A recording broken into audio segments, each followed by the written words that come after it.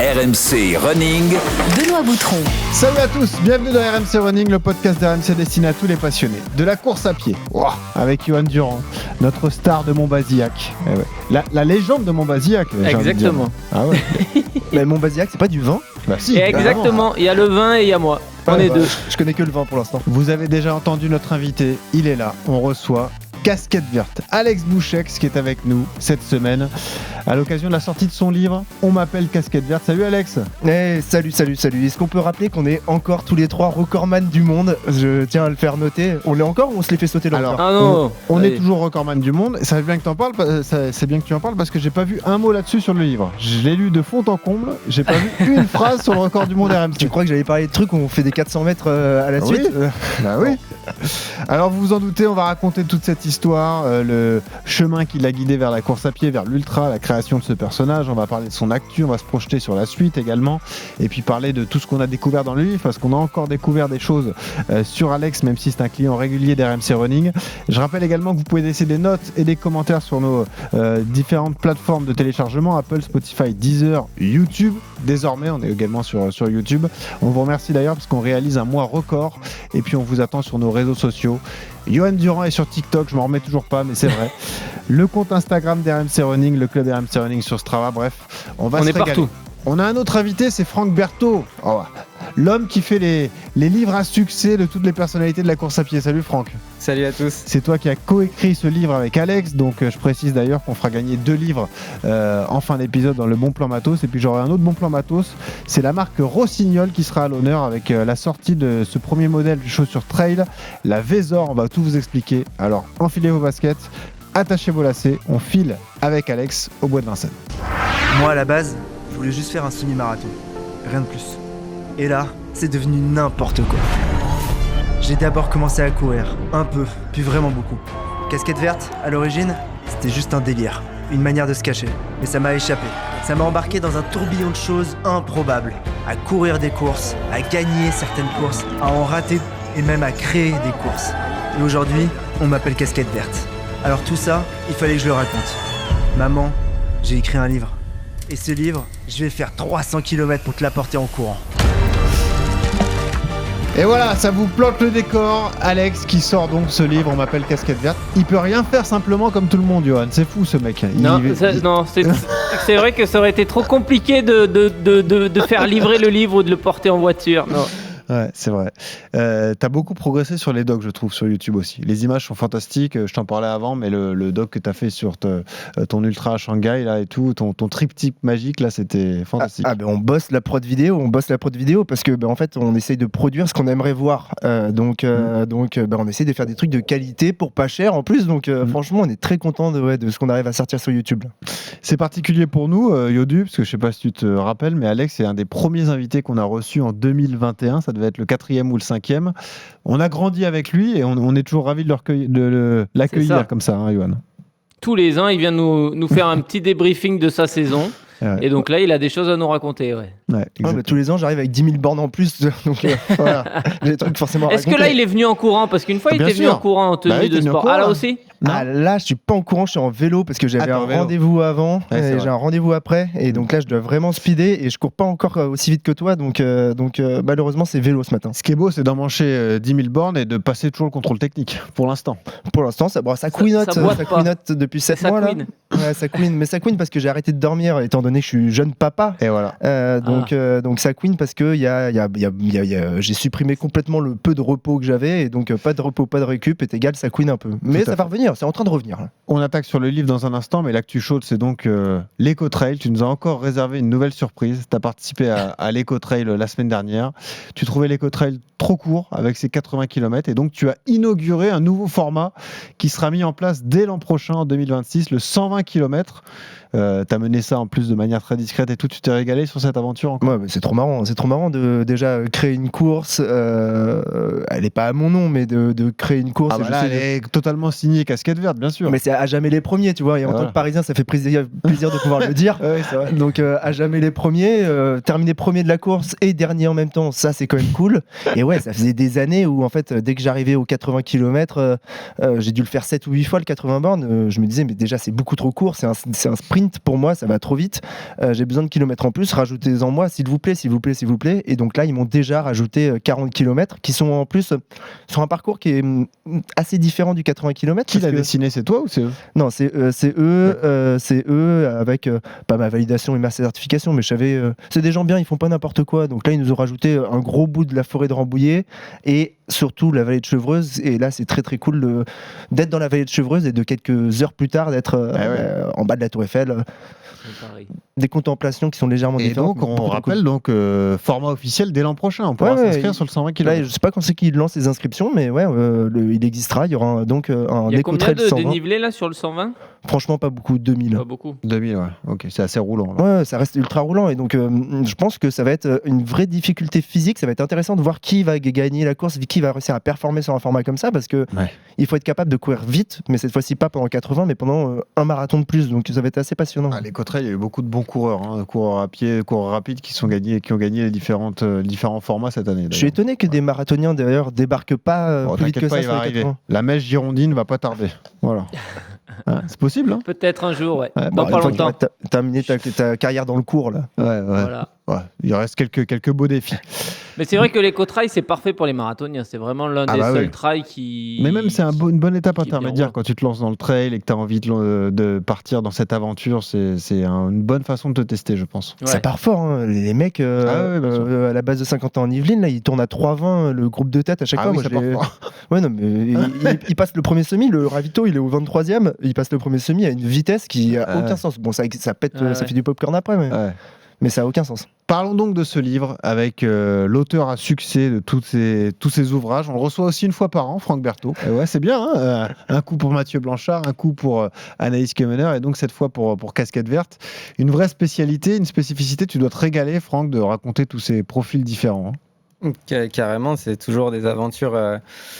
très très chouette. À chaque fois, c'est s'emparer d'une nouvelle histoire, d'un nouveau personnage, et puis voilà, aussi de se départir de tout ce qu'on peut déjà savoir sur ces personnes-là. Tu dis auteur, moi je me considère plus comme co-auteur parce que c'est vraiment leur histoire, leur livre, et c'est de se mettre à leur service pour qu'ils puissent raconter tout ce qu'ils ont à raconter dans une nouvelle dynamique, parce que c'est souvent des personnes, comme tu le disais, comme vous le dites, pour Alexandre en tout cas, qui sont déjà passés ici, qui ont fait beaucoup de podcasts, qui ont déjà raconté leur histoire par petits bouts.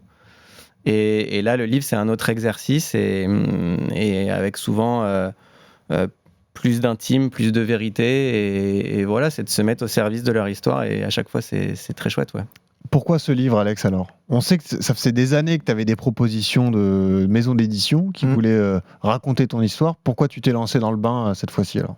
Déjà, Casquette Verte, la base de la base, la première médiatisation de Casquette Verte, c'était 2015-2016, c'était mon blog. Et moi, j'ai commencé, Casquette Verte, il a commencé par écrire, à exister en écrivant plus qu'en courant. Donc j'écrivais mes récits de course, ça avait bien marché. Et avec le temps, je me retrouvais à plus avoir le temps justement d'écrire ces récits, parce que je mettais plus de temps à les écrire qu'à courir les courses. C'est du délire. J'ai dû saigner la diagonale, j'avais mis plus de 50 heures à écrire un récit, alors que je l'avais couru en 30 et des brouettes. Donc déjà il y avait ça, il y avait la volonté de vouloir réécrire, et il y avait la volonté de prendre, j'ai déjà beaucoup raconté plein de choses, j'ai pas tout raconté, mais donc c'était de prendre un peu plus encore le temps. L'exercice de l'interview rapide permet pas ça, les réseaux permettent pas ça, le podcast le permet un petit peu, mais c'est pas encore assez long. L'écrit permet un champ lexical que j'arrive pas à utiliser à l'oral en tout cas, et permet une lenteur, et permet d'amener les gens avec toi avec une profondeur qui leur laisse passer un message, et ça, je trouvais ça cool. Donc quand Franck il a réussi à me convaincre qu'il fallait qu'on le fasse, je me suis dit de toute façon c'est maintenant ou sinon je le ferai jamais, parce que je suis de la team gros flemmard, moi.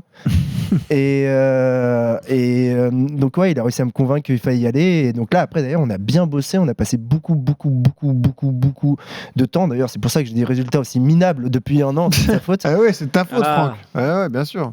Moi je pense que la moitié du bouquin elle a été écrite pendant mes sorties running, c'est-à-dire que j'allais chez Franck en courant, on bossait 2, 3, 4 heures, et je repartais en courant chez moi. Donc il y a eu beaucoup de ça. Quoi. Mais ça, c'est intéressant d'en parler avec toi, Franck, parce que chaque personnalité est différente. Nous, on connaît très bien les trois, donc Mathieu, Anaïs et Alex. C'est vrai que ce sont des personnages qui n'ont rien à voir les uns avec les autres. La façon d'écrire est différente aussi.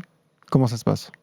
La façon d'écrire est toujours un peu différente. Enfin, déjà d'un point de vue tonalité du texte, parce que, comme je disais tout à l'heure, l'idée c'est de se couler un peu dans la façon d'être et dans la façon de parler du personnage, et puis la façon de travailler l'est aussi. Avec Alex, c'est vrai qu'en l'occurrence, on avait la chance d'habiter pas trop loin, donc fallait aussi s'adapter à son mode de vie, qui est de courir le soir en rentrant du boulot. Par chance, j'étais sur le chemin, donc effectivement, il y a eu, comme il le dit, il y a eu toute une partie du travail, de constitution de l'architecture du texte, parce que c'est un peu comme ça qu'on travaille. C'est d'abord beaucoup se voir, beaucoup parler, pour essayer de se dire, voilà, qu'est-ce qu'on a envie de raconter, comment on va le raconter, comment on va faire en sorte que ce soit dynamique pour le lecteur, pas forcément chronologique, partir de quand il est petit jusqu'à aujourd'hui. Ouais. C'est des choses qui sont un peu plus difficiles à lire, je trouve. Donc toute cette phase-là, effectivement, elle s'est faite en passant à la maison. Il passait à la maison avec quelques canettes et des bretzels, et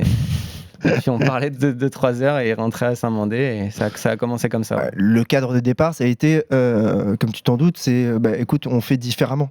Point. Bah, bien sûr. J'accepterai pas qu'on fasse une simple biographie chronologique, ça n'a aucun intérêt. Et donc on a vraiment, l'ossature, elle nous a pris beaucoup de temps, parce qu'on s'est dit quels sont les messages qu'on souhaite faire passer dans le fond, et après, derrière, on construira. Mais quels sont les messages de fond qu'on veut faire passer ? Et ça, c'était cool, ça. Après, derrière, je vais pas dire que c'est du remplissage, parce que on a tenté d'avoir du panache littéraire dans la façon d'écrire ensuite. Et toi, de me calmer, en tout cas. D'ailleurs, j'adore quand il dit qu'il doit s'adapter un peu aux auteurs et se transformer avec chaque auteur. Donc, tu as été un petit peu Mathieu, tu as été un petit peu Anaïs, tu as été maintenant un petit peu moi. T'as l'air fatigué maintenant. Avant, avec Anaïs, t'étais souriant. Avec Mathieu, t'avais peut-être un rythme de vie plus cadré. Là, ça va ? Tes proches, ils en peuvent encore de toi ou pas ? Non, ça va. Je tiens le coup, franchement, ça roule. Bon, ça va. Johan, tu comprends cette volonté de se raconter aussi ? C'est vrai que vous êtes médiatisé, vous participez à de nombreux podcasts. Toi aussi, c'est ton cas. Ce côté temps long et raconter une histoire, c'est quelque chose que tu comprends, toi, Edu ? Bah après, il faut avoir des histoires à raconter, tu vois, que ça soit Alex là, ou Anaïs, ou Mathieu. Ouais. Ils ont tous des histoires de dingue à raconter, parce qu'ils sont passés par des événements dans leur vie, ils ont vécu des trucs de dingue. Et donc oui, et puis c'est la course à pied est au centre du truc, mais c'est pas que la course à pied, c'est toute l'histoire qu'il y a autour. C'est comment je me suis retrouvé à courir autant pour Alex, comment est-ce que ce mec-là qui était un vrai Parisien se retrouve à faire des trails et à borner comme un ouf. Mathieu, c'est comment ce gars-là qui s'est retrouvé à faire un peu Koh-Lanta et qu'on a commencé à voir arriver, est devenu l'un des meilleurs trailers français et se retrouve à faire des aventures de dingue en Alaska. Anaïs, c'est son histoire qu'il y a derrière, avec ses performances dingues qui ont failli la mener aux Jeux Olympiques. Donc ouais, il faut forcément qu'il y ait une histoire derrière ça, et ça, c'est pas tous les coureurs qui ont ça. Et puis après, effectivement, il faut avoir la fibre.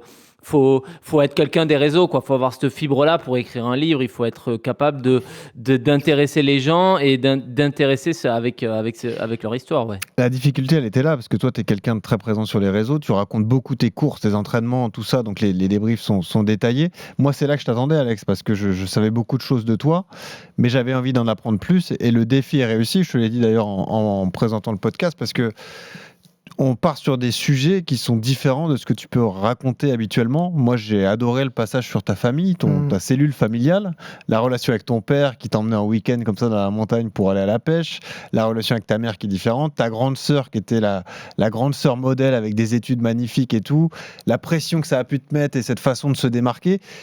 On comprend mieux, c'est vraiment l'intérêt du livre, c'est qu'il y a plus de profondeur pour comprendre ta personnalité aussi. Ouais, c'est exactement ça. En fait, le gros défaut du prisme des réseaux sur lequel je suis plus que quotidiennement, je fais du bi-quotidien, voire du tri-quotidien, moi, sur les réseaux, tu vois. Non, le défaut des réseaux, c'est que ça donne l'impression qu'on est des extraterrestres, parce qu'on montre toujours le plus, le bas, le truc. Et donc, moi, un des enjeux, au final, on s'était pas fixé au moment de l'écriture, mais on s'en est rendu compte pendant et au moment de la relecture. Je me suis fait, ok, c'est le message qui passe, c'est en fait, je ne suis pas un extraterrestre et il va falloir que les gens le comprennent. C'est-à-dire que je suis exactement comme je suis monsieur tout le monde, un chouïa plus déterminé, ça on va l'expliquer. Mais donc, mes proches le savent, c'est-à-dire que pour mes proches, je ne suis pas casquette verte l'extraterrestre, Ouais, bien sûr. je suis Alexandre et ils savent qu'en fait que tout ce que je fais est possible, qu'il y a énormément de taf, etc. Il y a de la sueur derrière, mais que c'est pas inné, c'est pas de talent, tout ça s'explique à chaque fois. Et donc c'est pour ça que le livre est intéressant, parce qu'il me permet de prendre le temps d'expliquer ça, et donc d'amener les gens à leur faire comprendre que bah oui, si c'est possible pour Alexandre, c'est peut-être aussi possible pour eux, quoi. Donc il y a cette finalité. Et il y a des personnages fondateurs dans ton histoire. Et moi, je pense à Ronald, forcément, ton collègue de C'est mon boss. travail. Attention, c'est mon boss maintenant. Voilà, c'est devenu ton boss. Donc cette relation est folle parce que tu l'as dit. Donc tu fais une école de commerce, tu enchaînes les soirées, tu as une hygiène de vie déplorable. Ça, on le savait. Hein, ça n'a pas trop changé. Enfin, si, au moins t'as arrêté la cigarette aujourd'hui.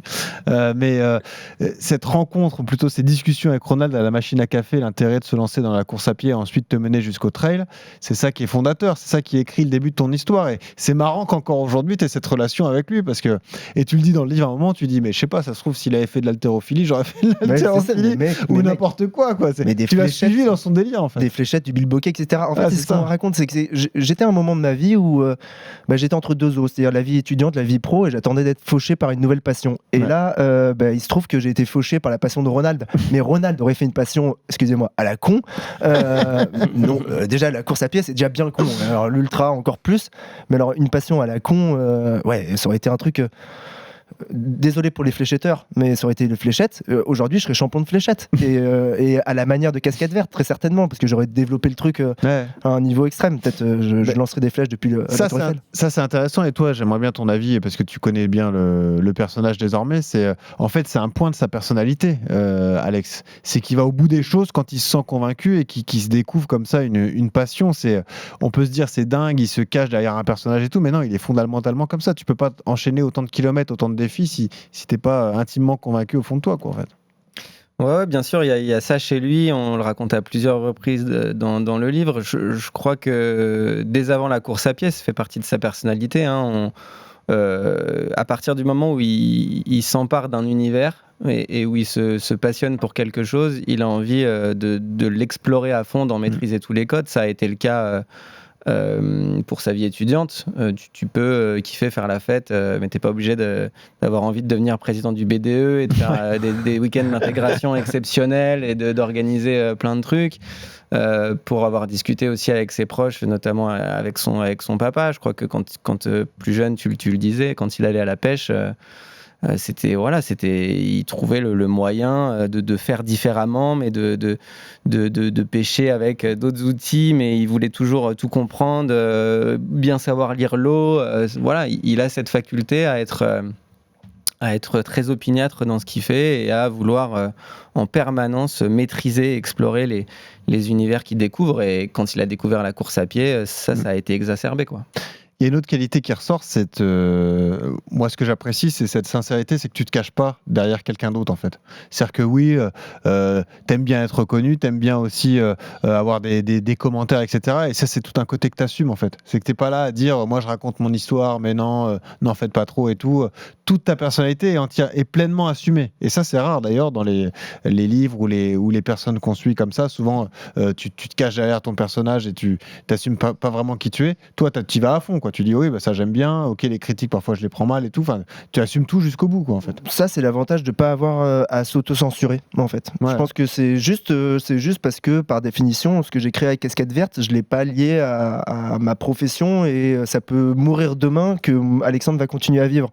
Là où il y a plein de gens, malheureusement, ils sont athlètes en leur nom et si ça disparaît, leur monde s'effondre. Moi, si le monde de Casquette Verte s'effondre, demain je file sur autre chose, je vais devenir je sais pas, pianiste, astronaute, politicien, je prends ta place, voilà. Vas-y. Me chauffe pas parce que là je m'installe petit à petit, je commence à comprendre je vais le révolutionner cet univers. Non mais si tu prends ma place, je prendrai pas la tienne, rassure-toi.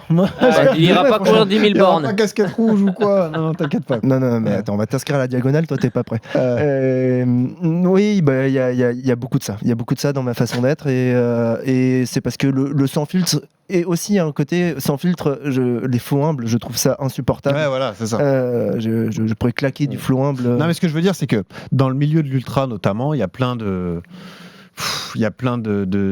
routes faciles à suivre, de dire non mais moi je m'aère la tête, je fais des courses différentes chaque année, tout ça, machin. Pour les paysages. Je cours pour les paysages, ça aussi, ça revient plusieurs fois dans le livre. C'est ce qui te rend fou, parce qu'en fait, toi, ce que t'as, c'est la course. Courir. Et uniquement, tu dis que toi, tu retournes toujours aux mêmes endroits parce que t'as tes repères, t'apprécies, tu peux voir comment tu peux optimiser tes temps de passage et tout. Tout ça, c'est assumé, quoi. C'est ça qui est bien, au moins, il n'y a pas de demi-mesure. C'est ça que je voulais te dire, tu vois. Non, en fait, le truc, c'est que je suis comme ça aussi depuis.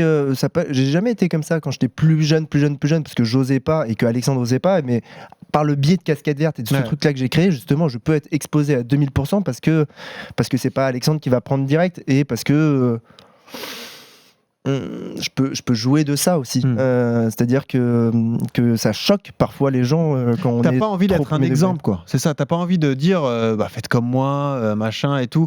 Dans ta pratique sportive, tu dis mais c'est parfois n'importe quoi. D'ailleurs, on va en parler, mais t'as une relation à la douleur qui est très particulière. C'est que toi, tu aimes te faire mal et ressentir que c'est dur.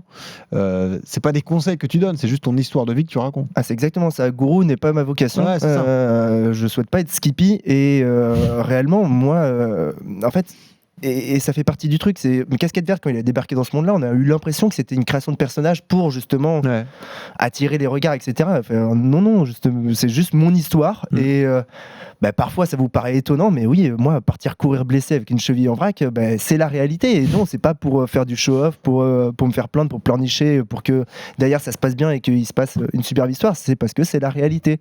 Et les gens voient souvent.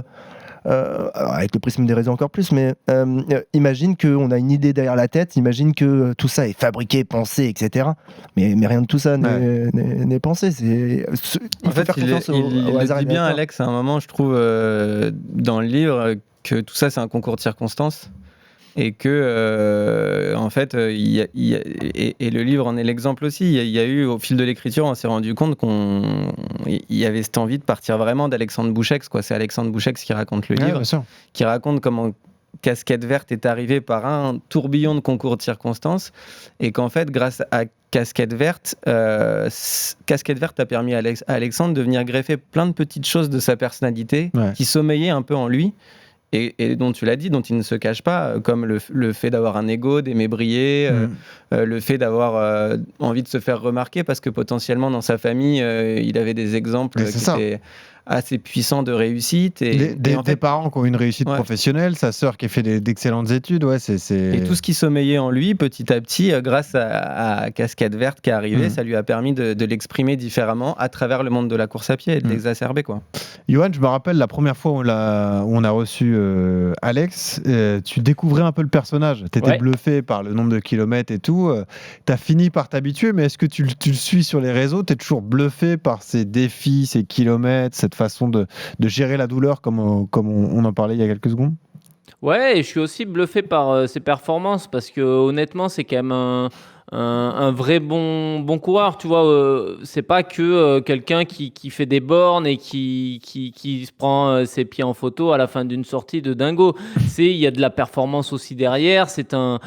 Il fait partie des trailers qui comptent en France aujourd'hui.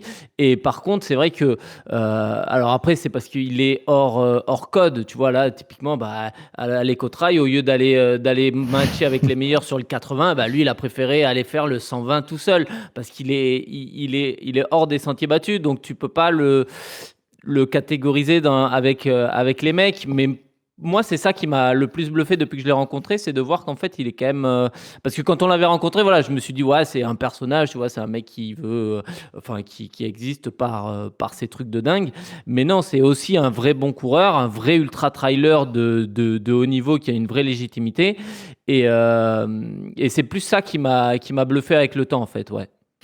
Cet aspect perfectionniste, il est souvent négligé dans ta personnalité, je trouve. Tu vois, on se dit, bon, il prend ça à la légère, il fait ça pour le show, et c'est ce qui ressort souvent, c'est les critiques qu'on te fait. Le nombre de fois où on voit des messages passer sur tes réseaux où on dit, non, mais si tu t'entraînais correctement et tout, et c'est l'un des types de messages qui te rend le plus fou. Putain, quand ça me rend dingue. Ou les mecs qui me disent dommage. Ah là là, dommage. Ça m'énerve de fou. Ouais. Parce que en fait, je sais aussi que si je m'entraînais, si je rentrais dans le moule, si je machin, j'arrêterais de courir. Ouais. C'est Ouais, pas ça c'est que. C'est pas ça. Alors, t'as pas encore lu le livre Yodu, mais le passage de l'équipementier qui envoie un team manager rencontrer Alex et la façon dont il le reçoit, c'est assez drôle, c'est assez savoureux. Je vous laisse découvrir ce passage parce que t'étais pas fait pour ça J'imagine bien. et tu l'as assumé pleinement. Tu dis, t'as posé la question un moment, t'as te dit est-ce que je fais, est-ce que je bascule, est-ce que j'arrête mon métier et je bascule à 100% dans la course à pied, ou puis au final, rapidement, tu te dis non, mais moi ça me correspond pas, quoi. Bah, c'est la question de se poser de est-ce que tu deviens athlète pro j'ai eu la proposition, donc la question s'est posée à ce moment-là. Et est-ce que. En fait, il fallait que ça soit drôle pour que j'ai envie de le faire. Et le seul truc, ça aurait été drôle si j'avais dit ok, on le fait, mais par contre, on va le faire à l'extrême façon athlète. C'est-à-dire que je vais faire tout ce que vous voulez. C'est-à-dire qu'on va prendre le coach, le machin, la nutrition, je vais manger des graines, je vais dormir, je vais faire de la VMA, du truc de fractionné. Ok, si vous voulez, on y va, mais on y va à 2000% et on regarde, on compte les points à la fin, au bout d'un an, est-ce que ça a fonctionné ou pas. Le défaut, c'est que je me connais trop. Je pense que ça m'aurait saoulé, j'aurais tout envoyé chier. Mentalement, t'aurais souffert. Ouais, voilà, j'aurais pas pu assumer ça, même si je pense que ce qui aurait été cool, c'est que j'aurais aimé souffrir en courant. C'est-à-dire que là, ça fait des années que je souffre plus. En fait, À part quand t'as une douleur identifiée, mais sinon, Oui. tu te fais pas mal, quoi, entre guillemets. je me fais pas mal. Enfin, je suis dans un rouge qui n'est pas écarlate. Ouais. Ça fait des années que je me suis vraiment pas foutu mal à l'entraînement. Je me mets très mal quand je cours, oui, 30 heures, 50 heures, ça, bien sûr, mais c'est un truc que je sais gérer maintenant et que j'apprécie fortement. Ça fait des années que j'ai pas eu mal et m'être senti sous la contrainte de devoir sortir une séance. Et ça m'a tiré. Ta réflexion, elle évoluera jamais sur le Si, coaching, je l'entraînement. pense. Tu vois, j'ai été ouvert en fait. À ce Ouais. moment-là, je me suis dit que vas-y. T'as pas envie d'être encadré un peu? Non. En fait, j'ai envie d'être à 100% pour pouvoir tenter l'aventure. Et là, étant donné que ça arrivait à un moment où j'ai commencé un petit peu à me blesser, j'ai laissé un peu ça de côté, mais c'est toujours là, c'est juste en stand-by. Ça n'a pas disparu de mon esprit, Ouais. mais c'est juste en stand-by. Un Ludo Pomeré a prouvé qu'à 49 ans, on pouvait encore performer. Donc, j'ai 16 ans. Voilà. Moi, j'ai même pas commencé il y a 16 ans. Donc, C'est sûr.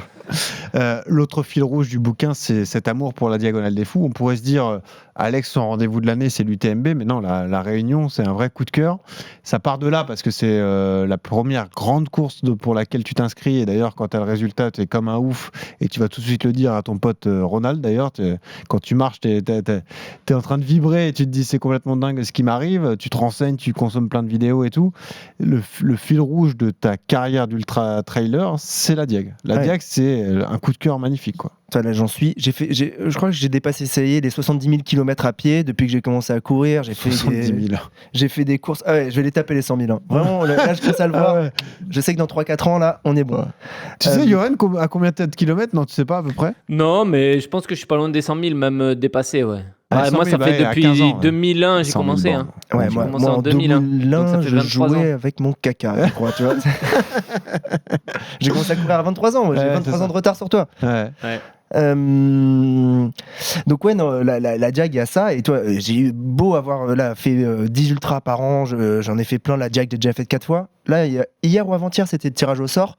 J'étais inscrit au tirage au sort, j'étais tiré au sort. J'étais Trop vraiment content. content. Et il y a que avec cette course-là que tu peux être heureux comme ça.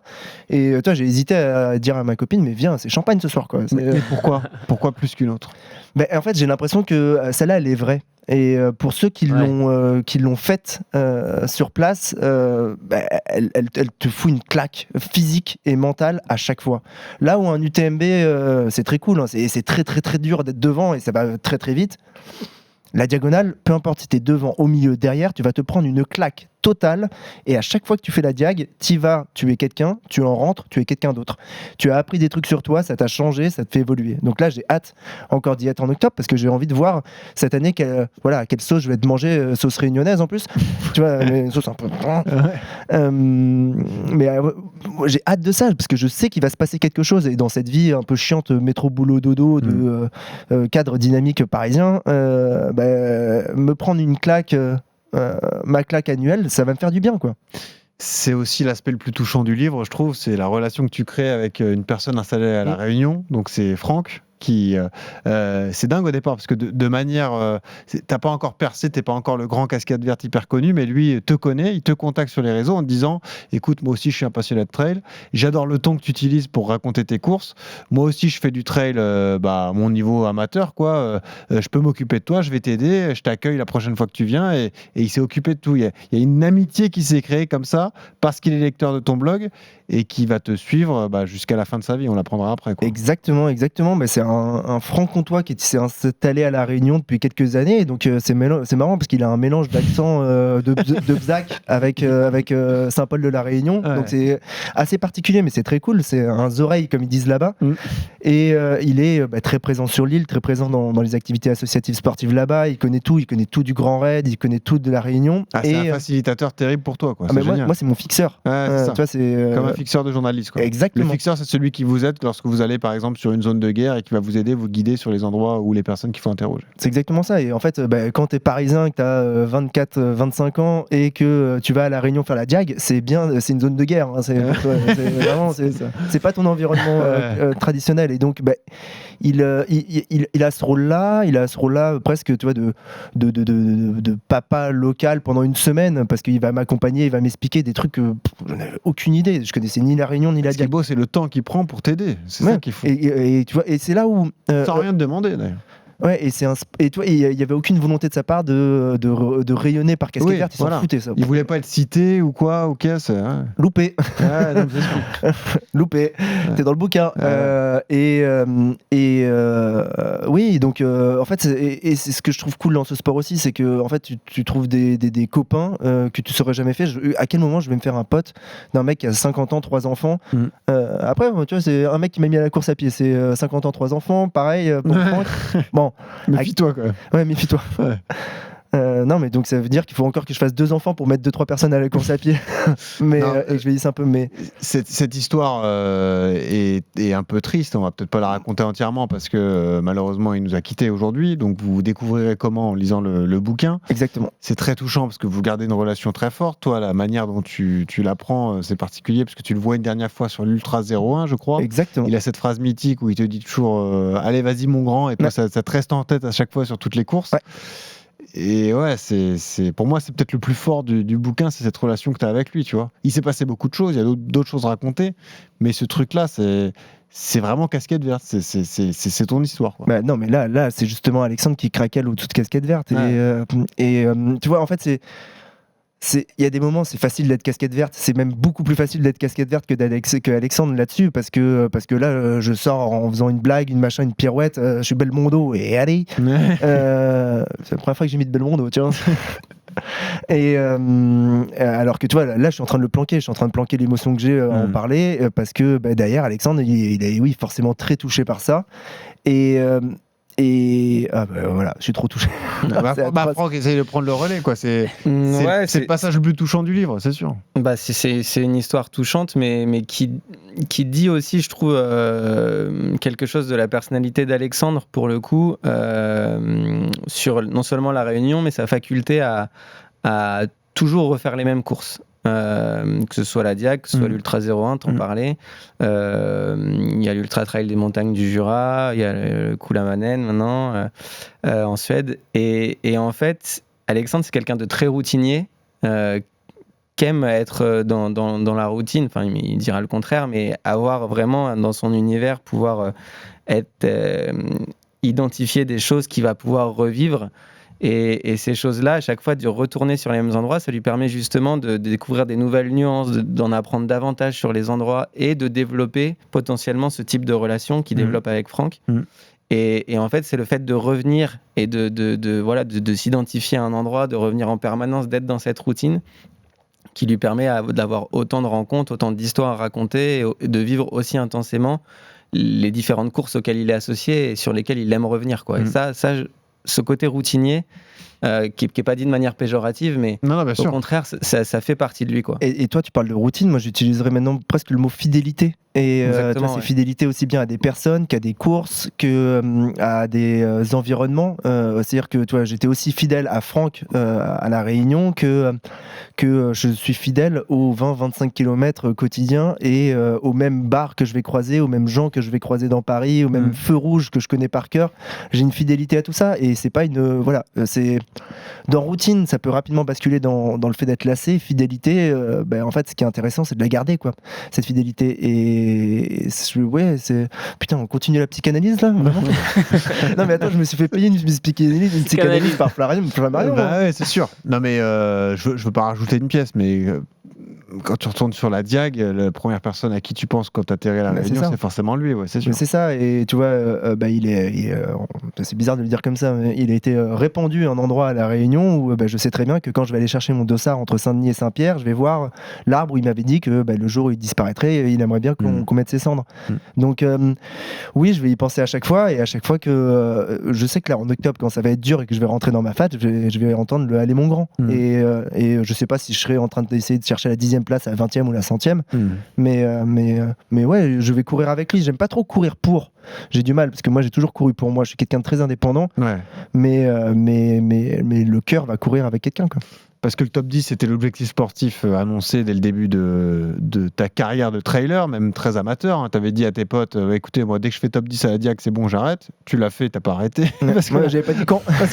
parce que t'es piqué, mais c'est l'enjeu sportif est arrivé, mais ça te donne quand même envie de continuer. Et c'est peut-être intéressant de parler de ça. C'est l'autre aspect de Casquette Verte, ce sont ces fameux off, les défis que tu te lances. Ouais. C'est ce dont parlait Yodio aussi, c'est ce qui le fascine quand on te voit faire le tour des maréchaux sur Paris, qui fait tout le tour de Paris comme ça, on se dit c'est dingue. Quand tu fais Paris-Plage, quand tu fais l'espace, l'opération Schengen, les 5 pays, les escaliers de Montmartre. Ce bouquin, on a fait un autre off encore. Ce bouquin, je suis allé chercher à l'imprimerie. Et bien sûr, voilà, tu le racontes. Et je l'ai apporté en courant à ma mère. Et t'as souffert d'ailleurs. Ah mais j'ai douillé. 300 bornes. En fait, à la fin, on a dit là, les petits trucs, on arrête. Départemental, tout droit, faut longer la nationale avec les bagnoles, on s'en fout, c'est plus rapide. On gagne quoi, 300 mètres, on gagne. Allez. Mais tu vois, ce que j'aime dans ta sincérité, c'est que tu lances le défi fou.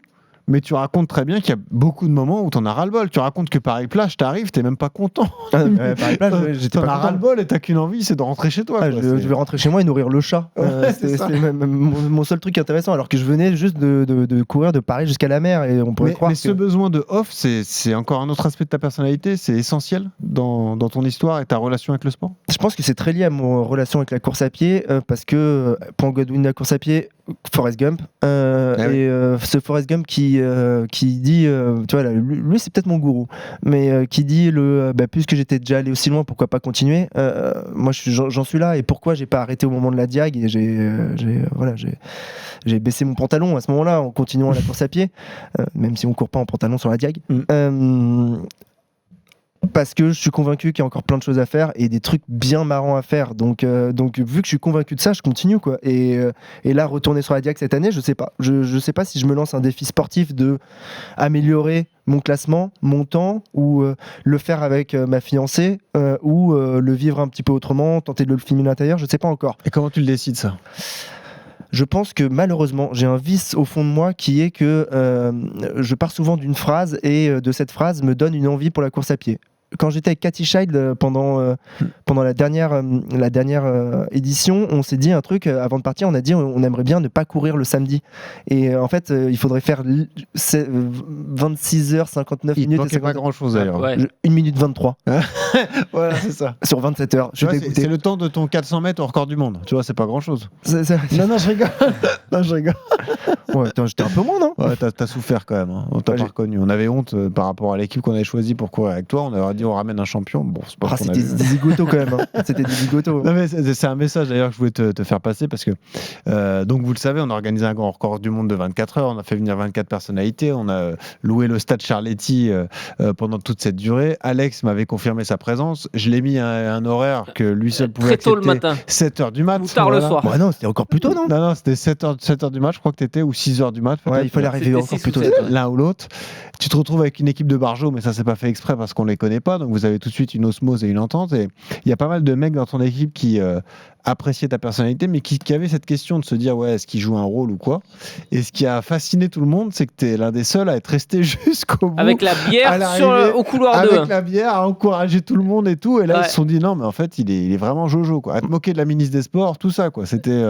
T'es resté jusqu'au bout, Amélie quoi. à l'époque, ça c'était formidable. Il y a une séquence qui est incroyable, je la raconterai pas, mais il y a une séquence incroyable. L'échauffement d'Amélie Oudéa-Castéra. Ça c'est. Non mais surtout, attends, dans notre équipe, il y avait donc un arbitre de Ligue 1. Oui, arbitre de touche de Ligue 1. On lui a fait faire un tour en oui, pas chassé. Alors nous, pas chassé, ouais. pour tout vous dire, nous on arrive au stade Charletti avec Johan et on le voit, le gars en Et train c'est de ça, faire ses on pas voit chassés. ce moment-là. On dit mais Et qu'est-ce là, on qu'il se dit, fait là? Alors, On dit, mais oh. Le record du monde est parti en C'est cacahuète. fou. Ouais, parce que il fallait pas faire tomber le témoin en plus. Alors Ouais, que nous, on s'était entraîné à faire des passes de rugby avec. Enfin, ça avait aucun sens. Non, c'est pas Mais dingue. c'est ça qui est bon en fait dans la course à pied et dans la légèreté de la course à pied, c'est que ce n'est que de la course à pied et que même si on fait des trucs qui paraissent très sérieux, etc., top 10, top 20 UTMB, etc., il faut faire truc.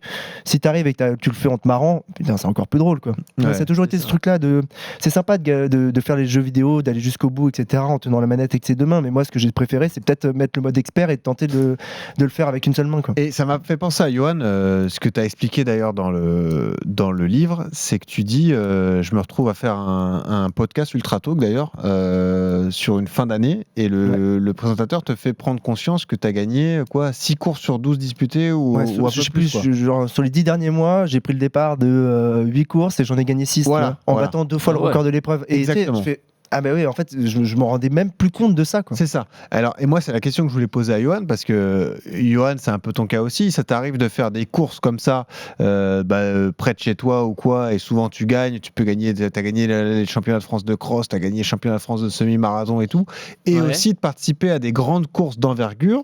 Là, pas forcément aller chercher le podium, mais aller chercher une grande perf. Et je voulais vous demander à tous les deux votre rapport à la performance sportive et le sentiment de victoire, parce que c'est particulier. Moi, je me souviens de ta tête, Johan, quand tu gagnes les championnats de France de cross. Je te sens libéré et heureux comme un gamin, quoi. C'est marrant, alors que tu as 20 ans de course à pied de haut niveau dans ta vie, quoi. Tu vois, c'est ça qui est fou. Après le France de cross, c'est un événement particulier parce que le cross, c'est quelque chose que j'ai toujours fait depuis tout petit et je l'avais jamais gagné, si tu veux. J'avais gagné, j'avais toujours fait 2, 3, 4, 5, j'étais toujours passé à côté. Et là, le fait de le gagner, même si c'était dans la catégorie des masters, malgré tout, c'était une fierté, tu vois. Mais effectivement, c'est vrai que des fois, tu kiffes juste et puis tu gagnes, mais moi j'ai pas, tu vois, si j'avais le choix, plaisir de gagner une course ou pas forcément, enfin, c'est pas forcément, tu vois, si tu me proposes de gagner un marathon en 2h11, je sais pas, au marathon de Rouen, ou de faire 2h09 mais 50e au marathon de Valence, bah moi mon côté performance, il te dira que je préfère faire 2h09 à Valence, tu vois. Mais ça, c'est personnel. Non, mais toi, c'est marrant de parler de ça. Entre lever les bras le premier, etc., ou aller chercher une perf, je te dis une connerie, mais un top 8 à l'UTMB, tu vois. Pourquoi 8? C'est bizarre, je sais pas. Ouais, je suis bon comme ça. Il y a eu un truc déjà. Il y a eu l'accueil de Casquette Verte dans ce monde-là. Ça a été très souvent, à l'époque, c'était un sport de montagnard et ça a été écoute, gentil petit parisien.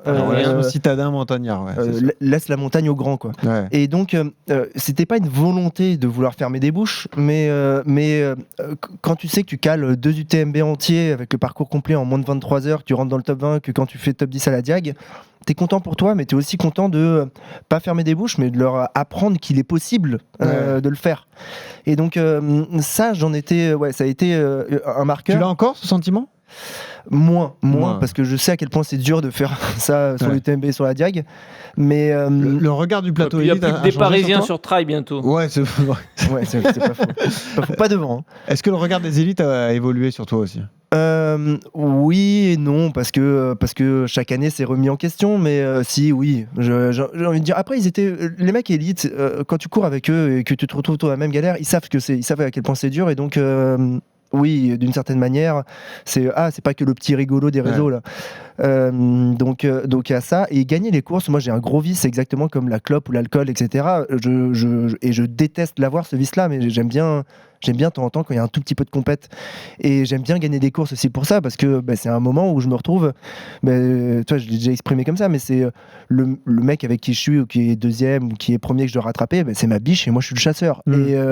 Et j'aime bien, tu vois, c'est pas de la mise à mort. Ça mais... t'est arrivé sur la Lyon-Saint-Élion, quand un mec avait annoncé qu'il venait pour te battre, d'ailleurs. Exactement. Tu avais gagné 2 éditions Ça précédentes. m'est arrivé sur la Lyon-Saint-Élion, sur l'Ultra 01 là, récemment, et j'aime bien, allez, ok d'accord, là il va rester 20 bornes, il faut que je fasse mon meilleur semi de toute la course, même si je viens d'en courir 140, parce qu'il faut que j'aille rattraper un mec qui est un quart d'heure devant, et va le chercher. Et j'adore ce moment de transe absolue dans lequel je vais rentrer, où là je suis pas Alexandre, je suis pas Casquette, je suis un animal, quoi. Et ça c'est un truc qui me plaît bien, malheureusement me plaît bien. Je pense que c'est du vice animal pur et dur, c'est dans les gènes, ça, tu vois. C'est la baston du cross que Johan adore aussi. C'est ça aussi que t'aimes, Yodu, dans le cross. Ouais, c'est ça, ouais. C'est aller chercher le mec devant, aller faire mal à l'autre. C'est vrai que t'as un peu ça quand même, malgré tout. Ouais. Enfin, quand t'as une compétition à la place, tu vois, et que c'est pas simplement le chrono qui compte, ouais. La paternité, ça a changé quelque chose au-delà de la fatigue accumulée. C'est le sommeil. Sur la sommeil. Non, mais sur la vision globale de toi, de ton avenir aussi, parce qu'on a parlé de ça, la façon dont tu voyais la suite. Est-ce que tu bascules 100% dans la course à pied ou pas? Est-ce que ça fait prendre conscience des choses ou tu l'as pas ressenti comme ça? Les risques que tu peux prendre en Atacama, on en avait déjà parlé, mais on pourra en reparler aussi d'ailleurs. Ouais, je pense que le truc le plus important, il est là. Il y a des choses que j'ai fait que je ferai plus. Et c'est Kylian qui avait parlé de ça, en fait, sans vouloir, alors qu'il n'était pas encore papa. Et il se retrouve dans un couloir dans l'Everest et ça se passe mal. Il y a une avalanche et il est avec Jordi Gamito, je crois, et 2 autres personnes. Et en fait, c'est Kylian qui va passer en premier parce que c'est le seul qui n'a pas d'enfant. Et, c'est vrai, ouais. Et ça m'avait marqué. Et effectivement, donc. Si on fait du reverse engineering, on se dit ok d'accord, c'est la conscience d'être papa et de plus être tout seul maintenant, et il y a une responsabilité qui est de fait. Là-dessus, je sais qu'il y a des trucs, je vais passer beaucoup plus prudemment, où je vais plus aller m'amuser à désescalader des falaises au milieu de la nuit avec mon pote Loïc juste pour le délire de traverser la montagne. Ouais. Ce qui est un grand moment de peur que tu racontes très bien dans le livre aussi. Je me suis senti crever réellement. Les cailloux qui glissent sous tes pieds, quoi. Et la falaise, tu vois une flasque tomber à une vitesse folle et tu te dis ça peut être moi, quoi. Et c'est tout ton pote qui te retient avec une corde qu'il a trouvée 20 minutes plus tôt, et tu dis en fait si le mec me tient pas, c'est fini, quoi, pour moi et potentiellement aussi pour lui, parce que je vais l'amener. Et ça je referai plus, tu vois. Et donc la paternité de manière très fondamentale, elle m'a appris à un peu mieux mesurer les risques, parce que j'ai conscience, et tu vois, des mecs comme Franck et son décès me l'ont appris, c'est qu'on n'est pas éternel et ça peut s'arrêter à tout moment. Et donc c'est putain, il va falloir kiffer la vie encore plus fort. C'est-à-dire que jusqu'à présent, je suis resté soft des mecs. J'étais à 10 courses par an, on va passer à 20 courses par an. Non. Ça, et bien sûr, la volonté aussi de se dire, la course est quand même un truc ultra solitaire. En tout cas, quand tu cours 3 heures par jour, c'est très très solitaire.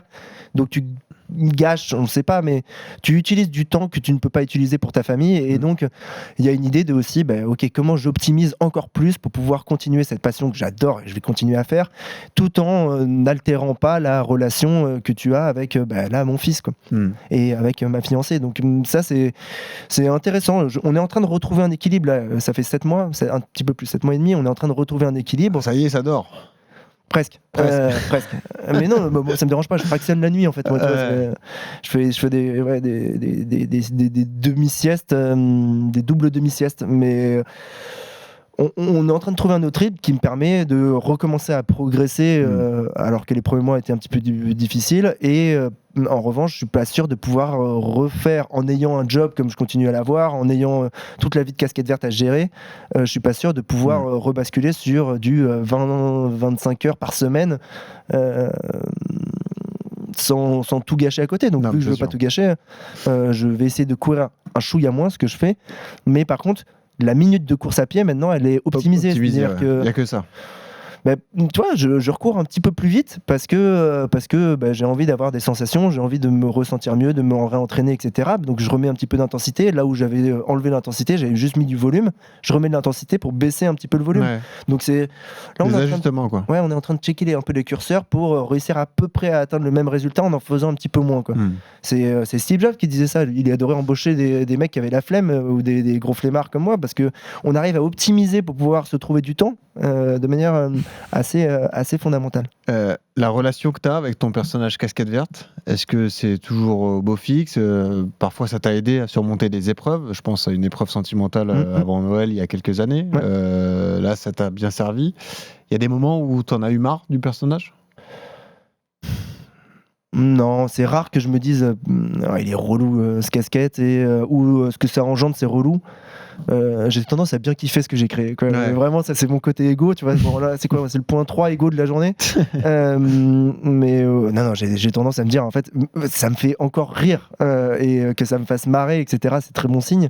Donc tout le monde ne prépare pas dans mon délire, y a pas de souci. Mais ouais, Casquette et Alexandre s'entendent bien. Alexandre, qui avait envie de tuer Casquette à un moment, a décidé finalement de le laisser vivre. J'avais envie de peut-être d'une fin à la Daft Punk, que justement, la beauté de Casquette, c'était de faire exploser Casquette en vol, à un moment, partir comme un prince et redevenir. Tu y as pensé Alexandre. ça à la fin du personnage? Ouais, j'y ai pensé. Avant le Top 10 Diag, etc., j'y avais pensé en me disant, si j'y arrive pas, je fais tout péter. Hein. C'est la stratégie de la terre brûlée. Voilà. Ouais. Mais je trouvais qu'il y avait un côté panache. Et finalement, en fait, je me rends compte de tout ce que je peux encore faire d'amusant avec ce truc-là. Tu vois, ça fait un an et demi qu'on est en train d'explorer le YouTube game. À quel moment, tu sais qu'il y a des mecs maintenant dans la rue, je suis habitué aux selfies, je suis habitué au merci, grâce à toi je fais du trail, Au grâce à toi je casquette, fais ma le coup de course. klaxon, le truc. Ouais, grave, mais Ouais. tout le temps, je suis habitué à ça. Ouais. Là, se rajouter depuis peu des mecs qui me disent, c'est pas bravo pour ta dernière course, c'est bravo pour ta dernière vidéo. C'est ce que je t'ai dit, moi. Je suis youtubeur, quoi. C'est ce que je lui ai dit. T'as vu? C'est ce que je lui ai dit en. Ouais, c'est vrai. Je suis youtubeur, je suis plus Ouais. coureur, quoi. En fait, on peut y aller parce qu'il le dira peut-être pas comme ça, mais l'importance de sa compagne dans son évolution aussi. Est-ce que tu peux en parler? Tu t'es entretenu avec elle? Ouais, bien sûr. Elle est aussi dans le même délire, on le précise. C'est elle qui l'a accompagnée en Atacama là, il faut, dans des moments compliqués. Exactement, C'est un ouais. pilier de sa vie, quoi, désormais. Je pense que c'est évidemment un pilier de sa vie et je pense que ce qu'Alexandre a trouvé là, c'est important pour lui, tout simplement dans le sens où c'est quelqu'un on le voit de passionné par ce qu'il fait et de trouver quelqu'un qui est passionné par la même chose, avec qui on fonde une famille et avec qui forcément les discussions sur l'organisation, les courses et cette passion partagée va permettre d'évoluer sainement dans la sphère familiale sans qu'il y ait de culpabilité puisqu'ils kiffent les mêmes choses. C'est super important et je pense que cette rencontre est importante pour lui. Mais ce que je voulais dire aussi par rapport à ce que tu lui demandais sur Casquette Verte, c'est que c'est difficile quand même de pas aimer ce personnage qu'il a créé. Je me mets à sa place parce qu'il faut voir à quel point il donne envie aux gens de courir. Moi, Ouais, on parlait des vidéos YouTube, je l'ai accompagné un peu sur un de ses derniers off pour le livre. Il y a des gens tout le temps, il y a des gens partout, il y a des enfants avec des pancartes, il y a des ravitaux sauvages sur le tracé pour l'encourager, des gens qui lui disent continuellement à quel point il l'inspire, à quel point ils lui ont donné envie de courir, etc. Donc ça, quand on crée quelque chose comme ça et qu'on voit en tant que personne qui aime courir comme lui aime courir, à quel point on partage cette passion avec les gens, c'est important. Mais pour boucler ta question, il la partage aussi avec sa compagne énormément. Donc c'est super positif, ouais. L'aspect organisateur, c'est la suite logique aussi. Tu fais déjà l'Ultra Trail de Montmartre. Hein. Ouais, de manière très légale. Non, mais c'est totalement à ton image. Hein. Nous, on a eu la chance de le raconter. Ça a cartonné d'ailleurs, avec de belles histoires de vie. Génial, votre épisode avec Flo d'ailleurs. Ah non, mais Flo, j'adorais. Flo, un personnage. Tu te rappelles, Yodu, qui monte les escaliers de chez lui 14 mars. 14 mars, il faisait 1000 mètres de dénivelé tous les soirs chez lui. Mais quelle horreur. Qui avait déjà fait le tour de sa caserne, je sais plus combien de fois en 24 heures. Bref, t'as trouvé un copain. En gros. C'est un beau pote, ouais. C'est ça. Tu la vois comme ça la suite, tu vas continuer de courir forcément, mais tu as envie de tes projets dans lesquels tu t'envisages, c'est plus de la création de courses, d'événements comme ça, c'est quelque chose qui te plaît? Mais en fait, tant que je peux courir, je vais courir. Et donc, ça prend beaucoup de temps. Après, j'aime bien aussi créer par l'exemple. C'est-à-dire que en montrant que c'est possible pour moi, c'est peut-être possible aussi pour les autres. Et donc, j'ouvre la voie, suivez derrière les mecs. Donc, il y a de ça. Et je trouve que je suis très inspiré par ce que fait Nils Arendt avec le TSP, le Split Project, donc le truc que j'ai fait dans le désert d'Atacama. Ouais. En ce moment, il y a le LALV, Los Angeles Las Vegas, qui est en train de se faire. Il en a créé un autre en France, entre Chamonix et Marseille. Il y en a un à Berlin en boîte de nuit que j'ai fait l'été dernier. Donc j'aime bien aussi à participer aux trucs des autres quand les autres font des trucs stylés. Et donc ça m'intéresse aussi de, par ma présence, moi kiffer et peut-être, allez, tiens, donner de la force, valider quelque chose. Je vais te carry parce que effectivement, c'est bien ce que tu as fait. Et maintenant, on va utiliser un peu Casquette Verte pour mettre en lumière les bonnes initiatives qui ne sont pas créées que par moi-même. Tu vois. Tu prends tout ce que disait Franck, les encouragements, les merci, je me mets à la course grâce à toi, je prépare de l'ultra en ville parce que j'ai vu que c'était possible grâce à toi, ou est-ce que tu te protèges un peu et tu restes concentré sur toi? Parce que c'est un risque aussi, on peut se perdre et tu vois, quand on reçoit beaucoup trop d'éloges et tout, on est un peu moins concentré sur ce qu'on fait peut-être. On me crache aussi un peu à la gueule, donc ça va, ça équilibre. Dans la proportion, c'est assez rare.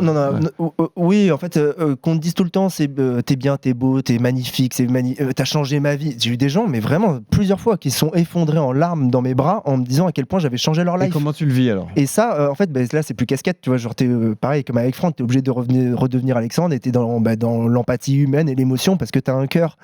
Et ça me dérange pas. J'ai envie de continuer. Je trouve que ça fait du bien aux gens, donc j'ai envie de continuer à péter des murs pour que les gens puissent passer. Et est-ce que ah non, et grâce à ma compagne, grâce à ma fiancée, Charlotte, on va la citer, en fait Charlotte aussi, elle me permet quand je rentre à la maison de non mais attends, t'es bien mignon là, les machins, les merci, les trucs, arrêtez parce qu'après ils se sentent plus pétés, et donc elle me remet bien, tu vois, elle me remet bien à ma place directement le soir en rentrant. Moi je suis quelqu'un qui vit en déséquilibre, c'est-à-dire je suis tout le temps en train de tomber, et je me rattrape en courant, c'est comme ça que j'avance dans la vie. Elle fait partie de ces trucs qui me permettent de pas tomber et de m'aider à continuer d'être la position Michael Jackson, d'être comme ça en avançant dans la vie, et voilà, en fait avoir des proches qui te parlent vrai et qui sont pas ta cour comme le roi soleil, ça fait énormément de bien. Quand Franck il me fracasse en me disant non, là tu dis de la merde, tu fais de la merde, c'est peut-être un peu trop là, tu vois, tu vas peut-être un peu fort, tu vois. Typiquement dans le bouquin il y a pas mal de choses où à la relecture, on s'est dit ok, on va l'adresser autrement ce message parce que ça peut être blessé. Et tiens, d'ailleurs, je tiens à le dire, c'est la personne qui me fait mon assistante, Cécile. Oui. En fait, je me suis pas rendu compte que dans le bouquin, la façon dont je le formulais était un peu dure et cruelle. Et si on ne connaît pas notre relation père-fils, alors moi, je l'ai pas ressenti comme ça parce que je connais l'histoire. Ouais, voilà. Mais t'as raison. Quand on découvre le livre ou ton histoire, on se dit ouais, c'est un peu raide. Il parle juste de son sac de marque et qu'elle est là à sortir les trucs et tout. Il y a pas trop de remerciements, quoi. Grave, et donc c'est là où Franck n'a pas fait assez son taf. Et voilà. De me dire, il fallait mettre des merci, mais moi je suis pas quelqu'un qui dit merci, donc c'est compliqué aussi. Mais continuer à venir me voir dans la rue, moi il y a rien que j'apprécie de plus qu'un mec qui me stoppe et qui me dit ok, juste j'aimerais bien avoir une petite photo, un petit truc, une vidéo pour ma daronne. Vraiment, il y a pas de souci. Je fais des mariages aussi. Non, mais c'est ta prochaine étape personnelle, le mariage. Exactement. Voilà. Bon, ça c'est une bonne nouvelle. Et puis dernière question avant de passer au bon plan. Quand le livre sort, il est en physique là comme ça, tu l'as dans les mains. Première personne à qui tu penses pour l'offrir, c'est qui? C'est ta mère forcément, parce que tu vas lui emmener. Je l'ai amené à ma maman. Ma maman, c'est la personne qui m'a appris à écrire, à lire, un machin, qui m'a soutenu dans toute mon éducation quand les profs me disaient que j'étais pas bon. Elle a cravaché. Elle a fait du volume sur moi, mais vraiment. Mais vous vous rendez pas compte, hein, moi tous les samedis après-midi c'était gâché. Non, mais c'était 13h30, 18h, 19h, 20h. Je bossais avec ma mère pour pouvoir rattraper les autres, ou pour pouvoir être un peu meilleur que les autres. Donc ouais, bien sûr, maman en direct. Et comment elle l'a vécu quand elle a eu le livre de son fils entre les mains? Quand elle l'a vu arriver après 350 bornes plutôt. Qui pue la transpiration, évidemment. Non, parce que les sacs sont bien étanches maintenant. J'avais un peu peur que le bouquin arrive dans un état pourrave, sachant qu'on a eu des conditions météo exécrables. On a eu de la neige, de la flotte, on a tout eu. Ma mère est quelqu'un qui garde les émotions très internes, et donc nous on le sait, c'est-à-dire que moi je le voyais qu'elle avait une forte émotion, etc. Tu le sais, quoi. Mais pour elle, si tu veux que son fils fasse 300 bornes pour amener le livre, elle est habituée à ce que je fasse des trucs comme ça. Donc c'est plus le livre, l'aboutissement du livre dont je te parlais, tu vois. L'objet en soi, moi j'en suis très fier, parce que ça y est, j'ai enfin réussi à sortir ce truc-là où quand on va me dire que je suis un extraterrestre, je vais dire hop.